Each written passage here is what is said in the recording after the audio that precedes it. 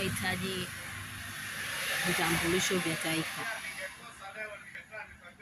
Kwa kuanzia tunasema wanaohitaji namba za NIDA.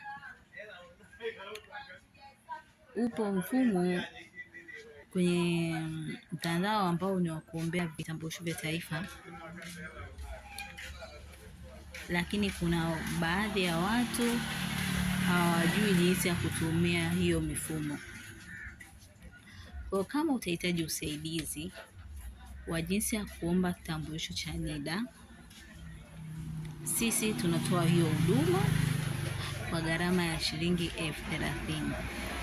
Na tunachokifanya sisi ni kukusaidia kuomba kitambulisho cha NIDA mtandaoni, kujaza fomu ya maombi.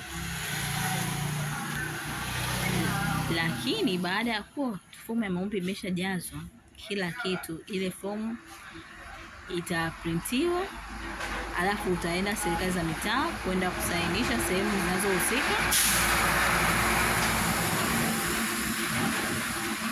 Baada ya hapo, wewe mhusika ambaye unaomba kitambulisho cha NIDA utatakiwa kuzipeleka hizo fomu NIDA kwa ajili ya taratibu zinazofuata. Kwa maana kwamba sisi kazi yetu inaishia tu pale ambapo fomu itaprintiwa, majukumu yetu yanakuwa yameishia hapo.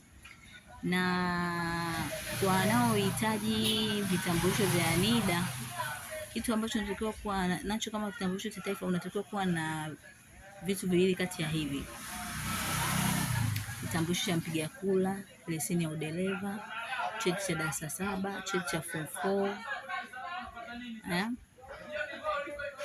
au kitambulisho cha mzazi wako, baba au mama.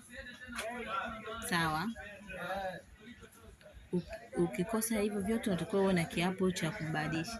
Kiapo ni kiapo cha kubadilisha majina. Kwa hiyo kama mtu utakuwa unahitaji hiyo huduma, tunaifanya kwa gharama hiyo ya shilingi 30,000 kama tulivyosema.